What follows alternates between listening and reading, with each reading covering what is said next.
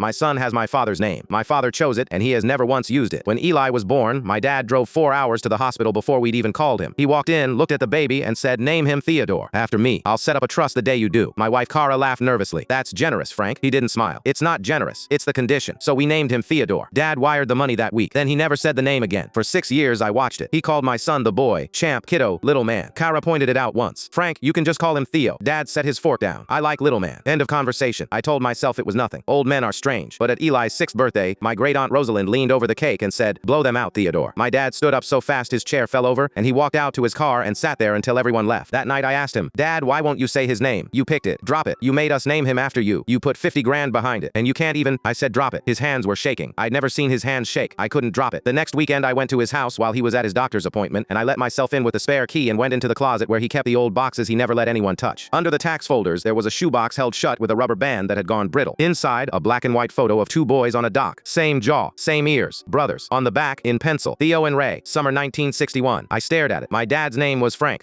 Theodore. That's what I'd always been told. There was no Ray. He was an only child. He'd said it my whole life. Then I found the certificate folded underneath. A death certificate. Theodore Whitfield, age 11, drowned, June 1961. And a second document, yellowed soft, a probate notice. The Whitfield estate passed to the eldest son, Theodore, upon the parents' death. Everything went to the firstborn. Everything went to Theodore. I was still holding it when I heard the front door. "You went in my closet." His voice was flat. I held up the death certificate. "Who is this?" "Put it down." "Theodore drowned when he was 11. You're not Theodore. You're Raymond. You took his name." He lowered himself into the chair by the door like his legs had quit. "I was 9, he said. We were on the dock. Nobody was watching. He was showing off, hanging off the end, and He stopped. "You what?" I pushed him, just to scare him. He hit his head on the piling going down. His eyes were dry, which was somehow the worst part. By the time our father got there, it was over. And our father looked at me, and he already knew, and he said, "From now on, you're Theodore." Because Theodore inherited. Raymond got nothing. If Raymond was the one who lived, there'd be questions. So they buried Raymond in that lake, and I walked home as my brother. "You've been him for 60 years. I've been him since I was 9 years old." He finally looked up at me. "Do you understand now? You made me hold a baby and hear my brother's name every single day. You made me watch him run around a yard being the boy I killed. Then why," I said, "did you demand it? Why the trust? Why force it?" He didn't answer. But I already knew because the probate notice was still in my hand. The Whitfield Trust had a clause. It funded the eldest living male heir named Theodore. Generation after generation. No living Theodore, the money reverted to the state. He wasn't honoring anyone. He needed a Theodore on paper to keep drawing on a dead boy's estate. My son was a name on a form so the checks wouldn't stop. "You used him," I said. "You used my kid to keep stealing from your brother." "I used everyone. That's the only thing I've ever done." I set the shoebox on the table between us, and I took my phone out of my shirt pocket, and I stopped the recording that had been running since I walked in. His face changed when he saw the timer counting up. "Aunt Rosalind's on her way over," I said. "She's the one who told me where the box was. She's known the shape of it for years. She just never had the voice on tape." "Frank, that's not my name either." I pressed send. "Say his name, Raymond. For once in your life, say my son's name." And he opened his mouth, and the only word that came out was his dead brother's, and he wept it into his hands like it had been strangling him for 60 years.